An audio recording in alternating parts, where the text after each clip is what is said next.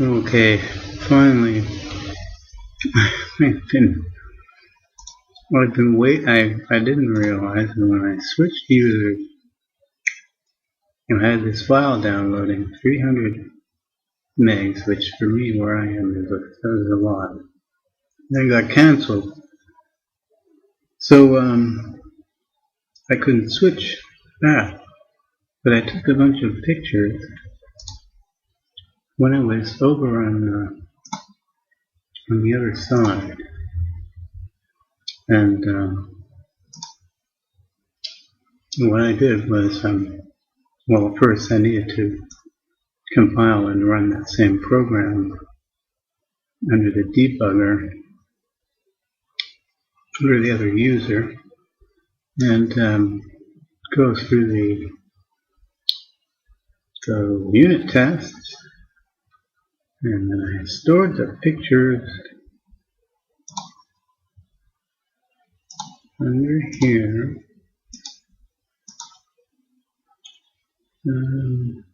I think, yeah.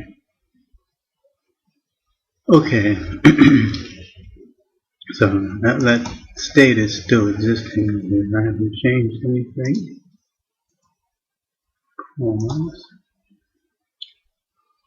So I did 1 and 2, which just print out some 1, 2, and 3, which just print out some information,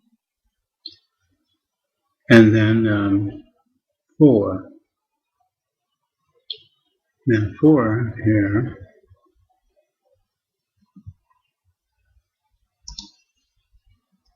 Test number 4. Originally, I had my own username here. I changed that to null over there. The provider, where was that? Well, that was here. What was it here? Oh yeah, it was this one. I changed this to null. I think that because it was null in the example, and so I think null just meant use the default provider, and it worked. But in the picture, here are we in the picture? We want to after and else. A new container has been created, so that means we're here. So that means that this original failed, this call failed to get a crypto context with this null username I had set to null, this null, everything null. Now went to this, and this came out true.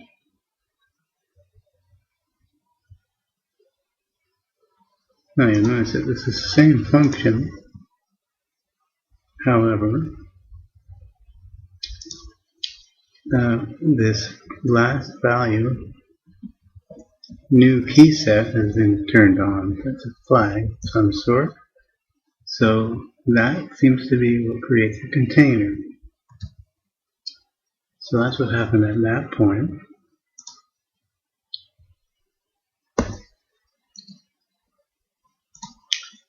Next, a bunch of things were print out. So we got this. Now the name here came out to the username. So here where I was specifying my username, I didn't have to. After that succeeded, this was called, and if you can't read that because it's too big,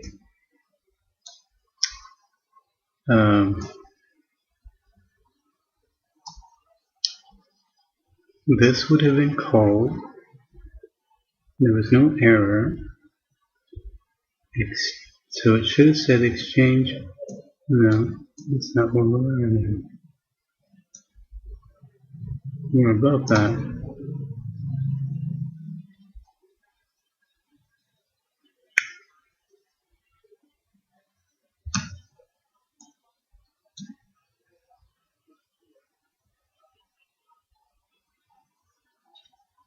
Name of the container. That's that line. I added the quotes later. So that would have jumped us down to here. Okay. So first key set worked. Container got created. Then this succeeded. Right? No, it didn't.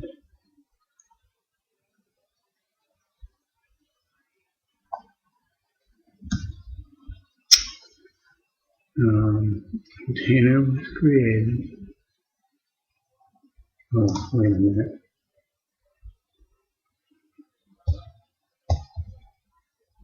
That should have gone to here.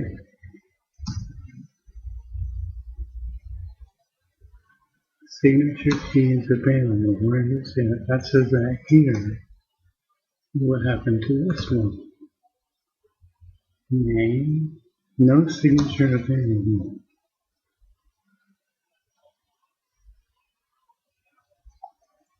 Where does it say that?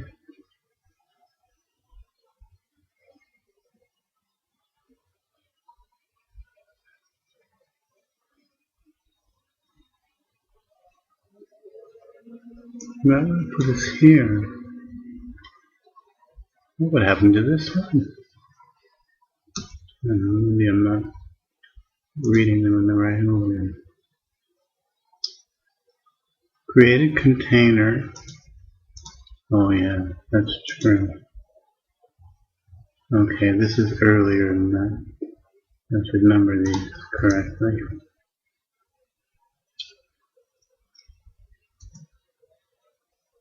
Yeah.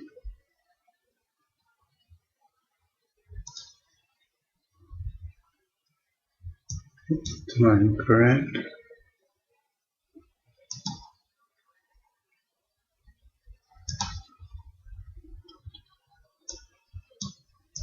So this is 1. This is 2.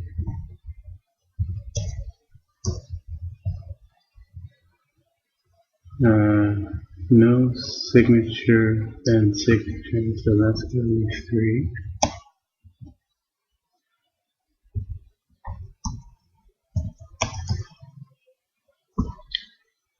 Then everything else is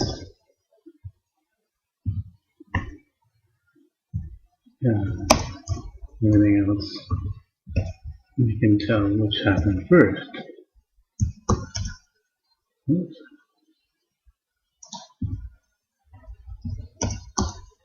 Alright, trying that again.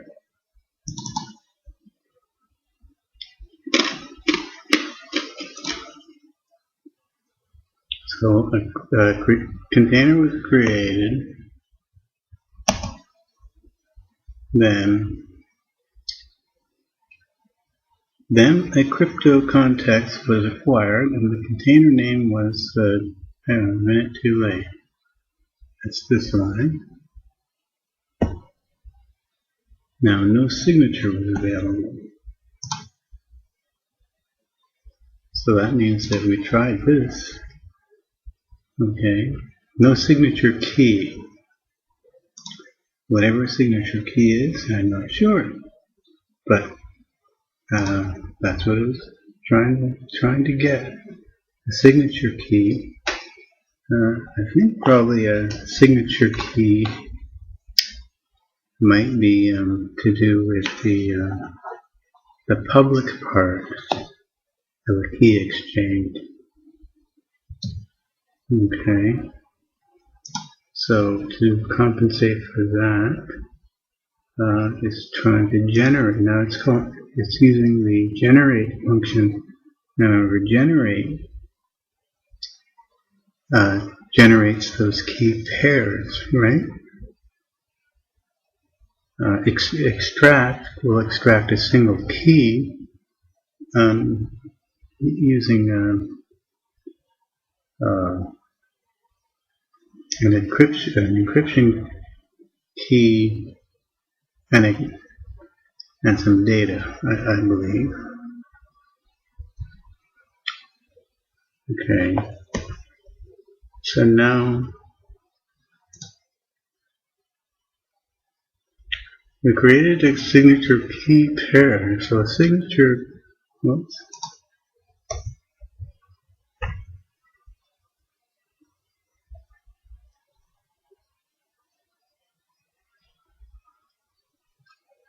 This is a key exchange here at this point. We're trying to generate from our provider signature, and now when that succeeds, it said created a signature key pair. Now a signature key pair is, I assume, is again something that has a public part and a private part, like a key exchange pair, and apparently we got one. Now, I haven't really read up on signature pairs, but I'm just guessing that, you know, you got public and you got private. The public element of a public-private pair would be given to someone who wants to encrypt something, and for your eyes only. Sorry. Who wants to send a signature is what they want to do, right?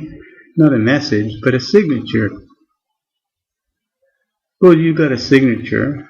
You got your special signature thing, whatever it is, and you want to send me your signature. Well, if I have a signature key pair, I can tell you, we'll go ahead and use this value to encrypt your signature, and and I'll receive the message, and what I will decrypt will be your signature.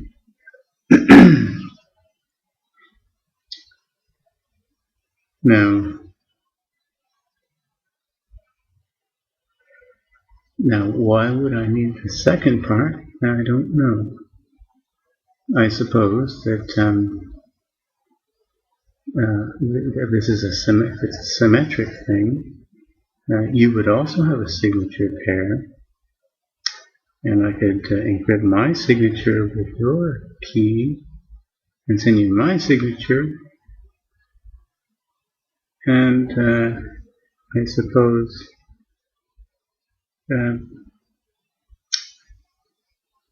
if the signature says the right thing in both directions, then we're happy. But I don't know. I don't know about signature. Okay, but I do know a bit about this exchange key, because the underlying key is one that is to be the same on both sides. Signatures are not things that are the same on both sides. No key exchange. So I generate a key exchange pair, and I got one.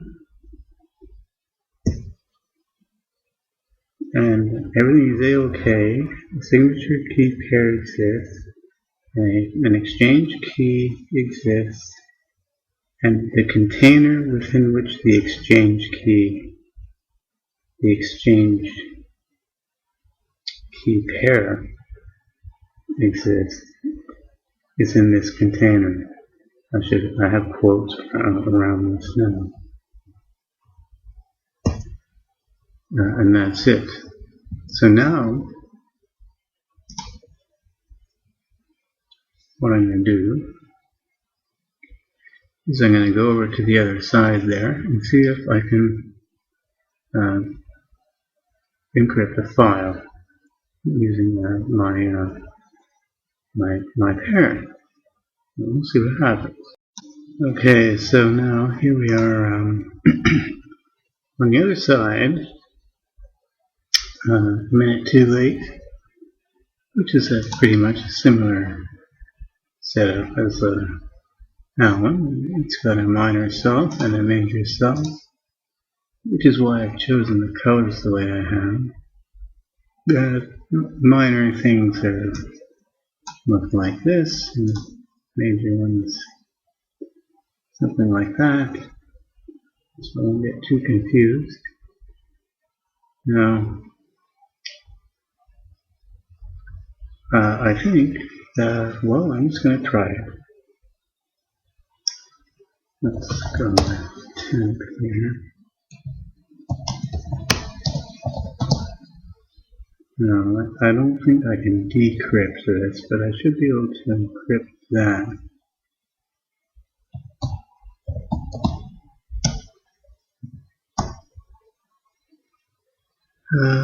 Config.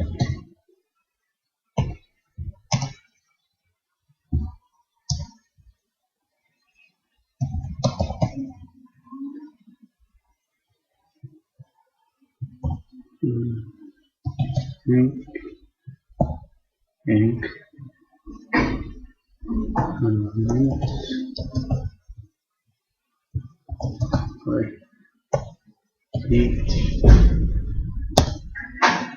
No, it works. You see that?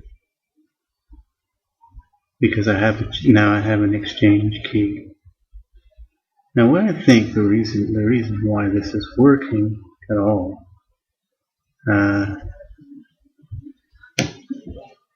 is that the recipient in this case is the same as the sender.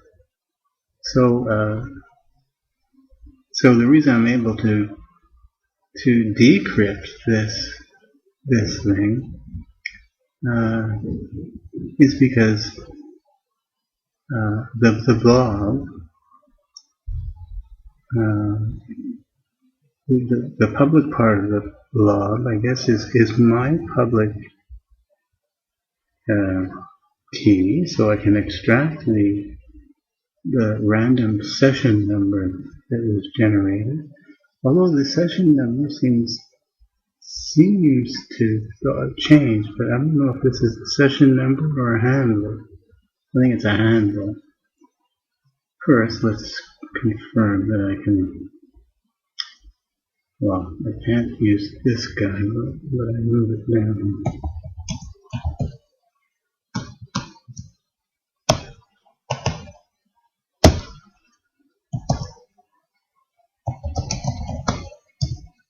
Okay.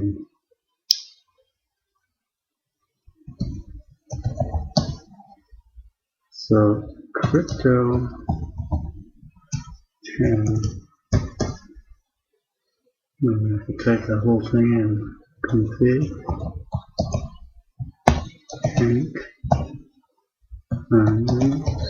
28H CE config. I config that H. No. Oh. Access is denied. Well, that's interesting. Now, can this guy do it? He encrypted it.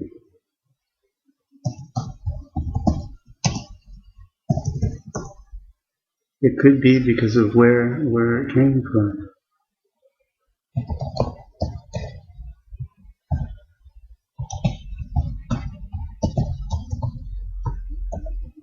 Maybe a spelling mistake.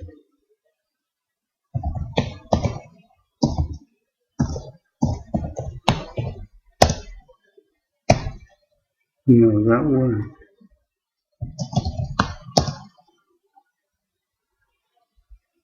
So there it is. Now that's an interesting thing. So how about,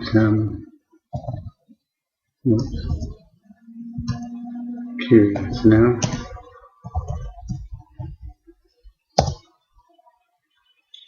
Let's try encrypt.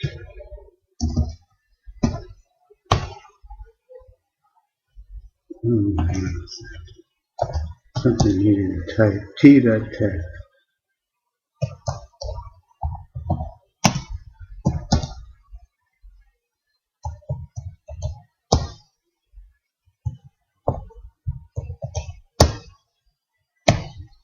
Okay. Now let's see if this guy can decrypt that.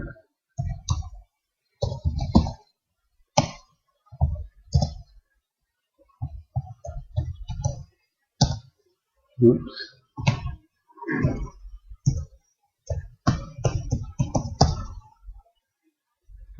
T.cat.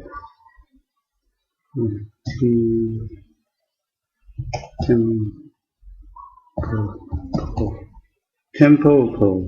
Okay. That worked. See. Okay. I'm leaving that to there. Okay. Now, that tells me something.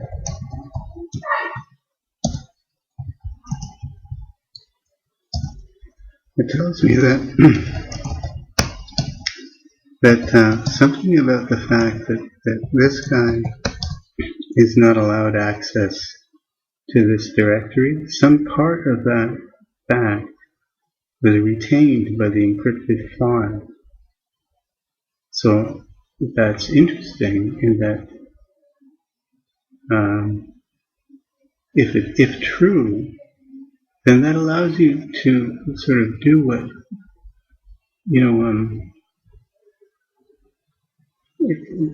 I was saying before about if you wanted to take a file and transfer it across the internet or something and have it retain its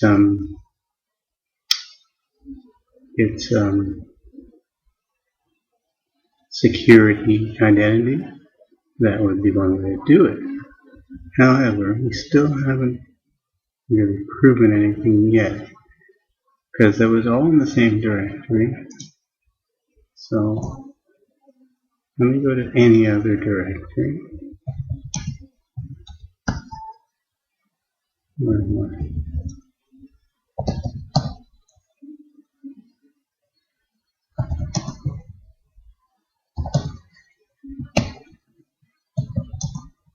How about test? Maybe small, doesn't matter the size, I guess. So let me actually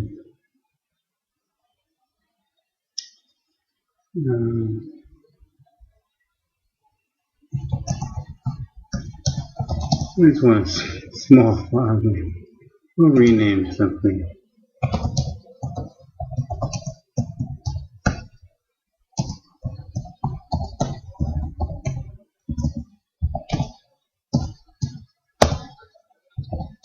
Okay.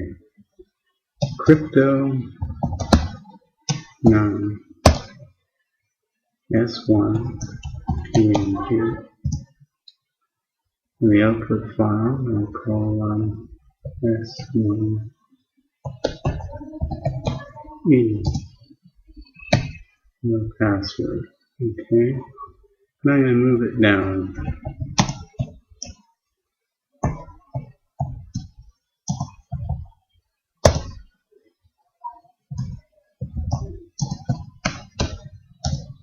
There it is. Now, there's no, as far as I know, there's no security restriction on that directory.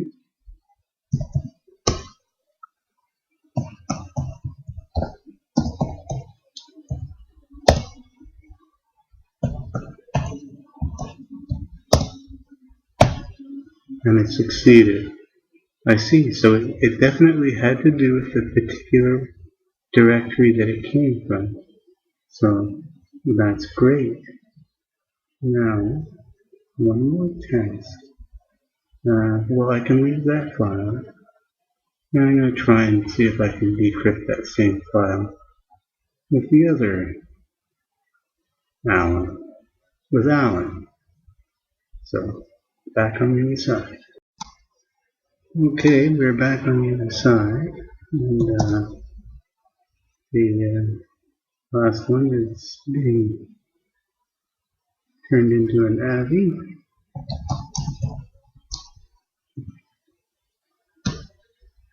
So there it is, S1E.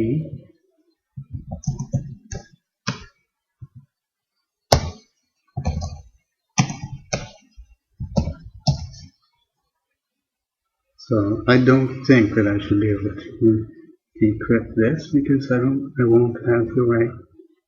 I'm not the intended recipient. However, decrypt is 10.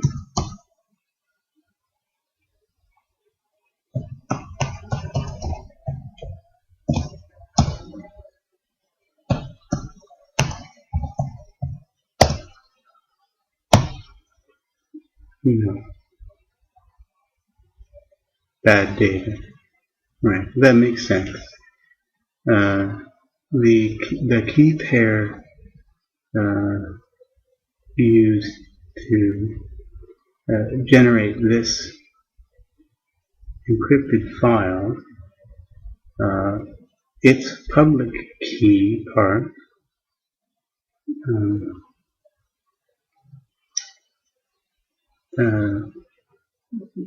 was intended for the same recipient that created the file in the first place.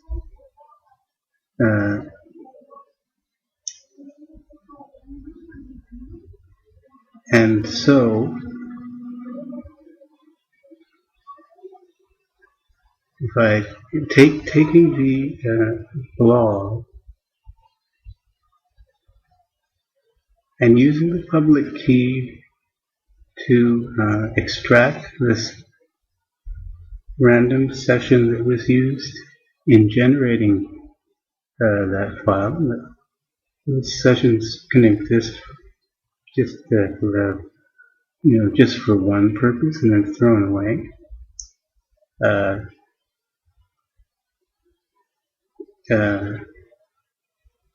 That key, that public key, it was not the one that was used to encrypt that, to create that blog, and so I was not able to extract the session key and not able to read the data. And that seems to make some sense. So now I'm starting to get an idea, although I still don't understand the signature part. I'm starting to look through the help here on that.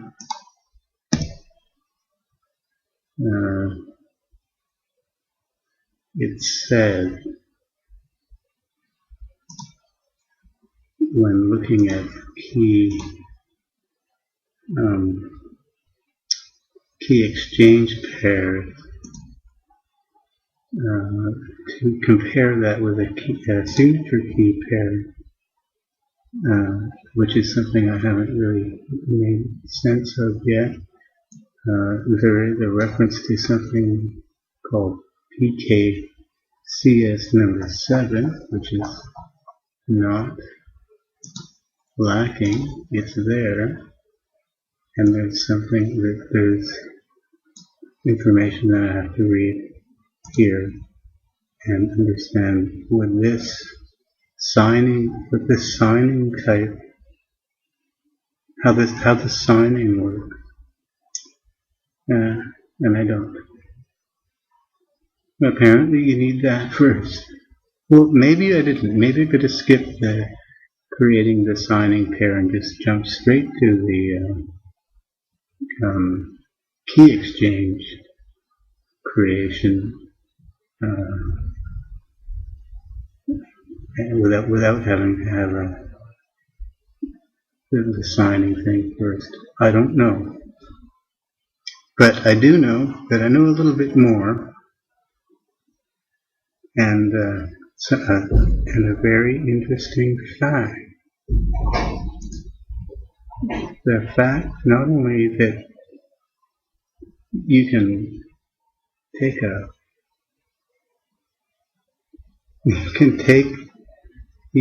a file, right, that's in a special folder that is not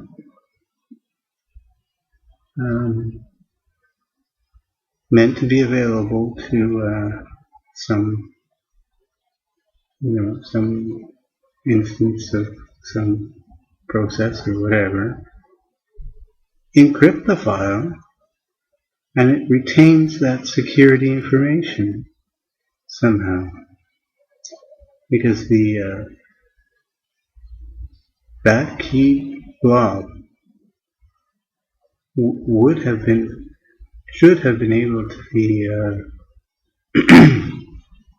converted into a session number properly, and it should have been able in the minor minute to late character should have been able to decrypt that file, but that file came from a directory that particular user is not allowed to look at.